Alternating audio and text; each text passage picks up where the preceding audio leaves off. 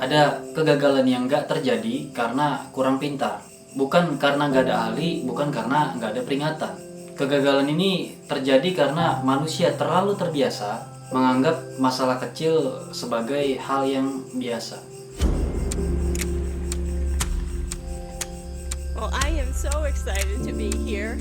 We watched Columbia go over the Houston area this morning, and that was a thrill. Tanggal 28 Januari 1986, pagi yang dingin di Cape Canaveral, Florida. Ribuan orang berkumpul, televisi menyiarkan secara langsung. Sekolah-sekolah mengajak muridnya menonton. Hari itu, pesawat ulang alik Space Shuttle Challenger akan diluncurkan. Ini bukan misi rahasia, ini jelas misi simbolik. Untuk pertama kalinya, seorang guru bernama Krista McAuliffe ikut terbang ke luar angkasa. Pesannya sederhana dan cukup indah. Mulai hari itu, kita ingin mencatat bahwa luar angkasa bukan hanya milik para ilmuwan, tapi milik semua orang. 7 astronot naik ke dalam Challenger. Mereka bukan orang sembarangan, terlatih, berpengalaman, dan tentu saja tahu resikonya. Namun, ada satu orang yang malam sebelumnya hampir nggak tidur. Namanya Roger Boyce Joly. Ia bukan astronot, ia bukan tokoh yang akan muncul di televisi. Ia hanya seorang insinyur. Dan justru karena itu, ia melihat sesuatu yang nggak pengen dilihat oleh kebanyakan orang.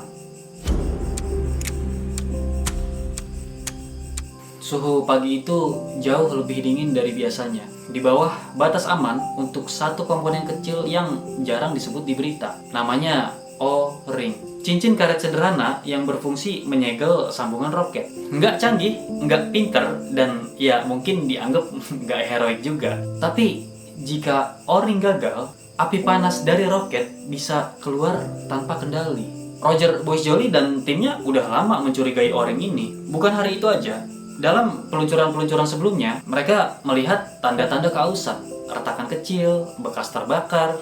Masalahnya satu, setiap kali peluncuran berhasil, kekhawatirannya dianggap nggak terbukti. Bukan karena salah, tapi karena belum pernah berakhir buruk aja. Malam tanggal 27 Januari, Boyce Joly berbicara lewat telepon konferensi dengan pihak manajemen. Ia nggak teriak, ia nggak dramatis. Ia datang membawa grafik, angka, data. Ia meminta satu hal, tunda dulu peluncuran besok. Ini tentu aja bukan larangan mutlak, bukan juga kepastian bencana. Hanya peringatan jujur di mana resiko di tanggal tersebut jadi lebih besar daripada biasanya. Namun di sisi lain, ada tekanan yang udah menggelembung. Jadwal yang terus mundur, sorotan publik, citra lembaga, juga satu kalimat yang terdengar rasional. Dan justru karena itu, mematikan. Kita udah pernah meluncur dalam kondisi serupa, dan selama ini baik-baik aja kok. Akhirnya keputusan diambil, peluncuran tetap harus dilaksanakan. Tentu aja bukan karena orang-orang NASA itu bodoh, harusnya mereka memang lebih pintar kan? Tapi karena resiko itu udah terasa akrab di dalam sistem. 9, 8, 7, 6. We have main engine start. 4, 3, 2, 1, and liftoff. Liftoff of the 25th Space Shuttle mission, and it has cleared the tower. Pukul 11.38 pagi, Challenger lepas landas. Langit cerah, sorak-sorai.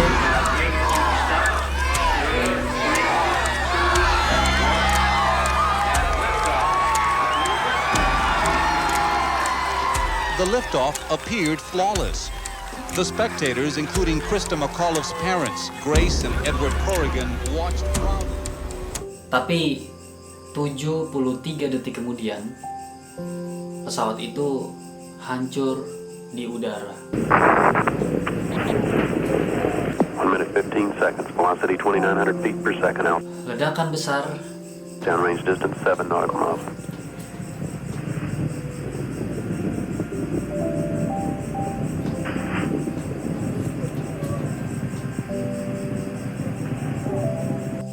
pecahannya jatuh ke laut.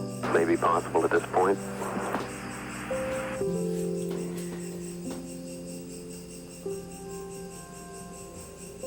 7 nyawa hilang di depan jutaan pasang mata. Vehicle has exploded. We are now looking at... Menjadikan Krista McAuliffe nggak pernah mengajar dari luar angkasa. Dan para murid yang menonton di kelas nggak pernah benar-benar melupakan hari itu.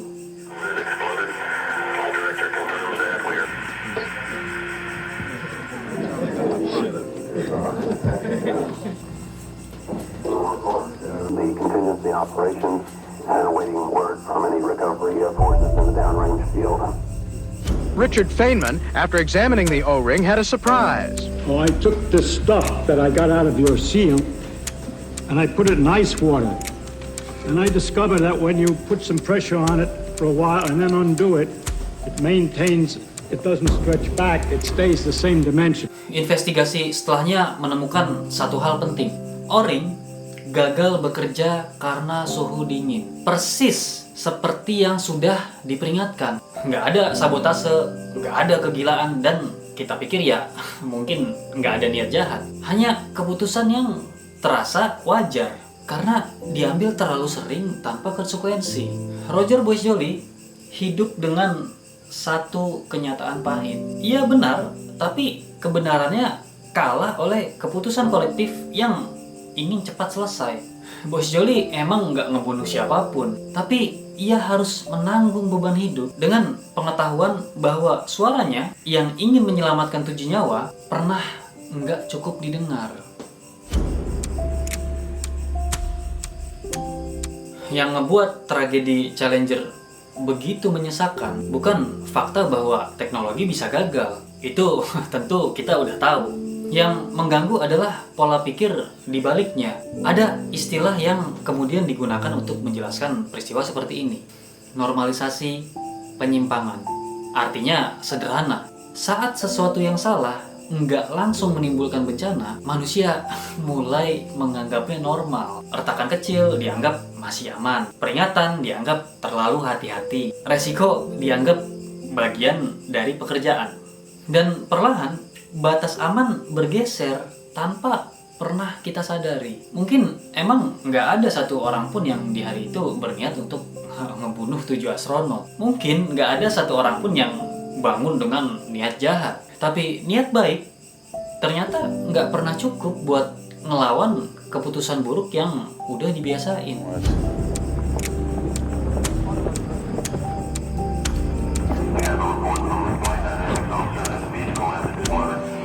Empati dalam kisah ini tentu aja nggak sederhana.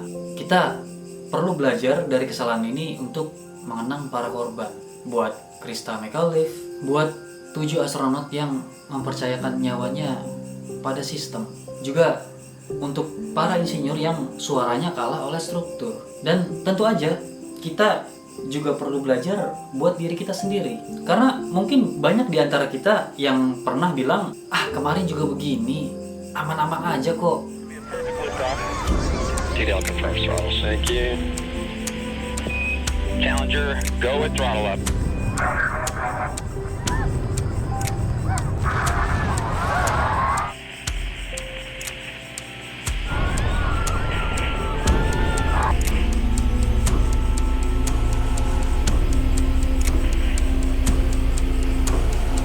Final trajectory. Go ahead.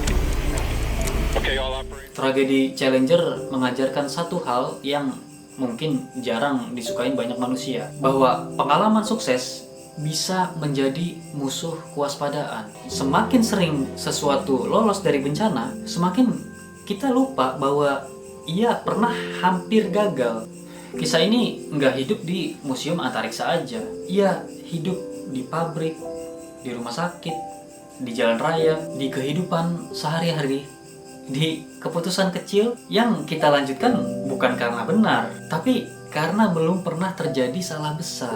7 astronot itu nggak mati karena teknologi udah maju. Mereka mati karena manusia udah terlalu nyaman dengan peringatan yang nggak langsung menghukum. Dan mungkin yang paling mengganggu dari kisah ini adalah pertanyaan sunyi itu. Berapa banyak bencana yang sedang kita persiapkan hari ini hanya karena kita bilang tenang aja, ini udah biasa. Jadi pelajaran apa yang bisa kita petik dari kisah ini?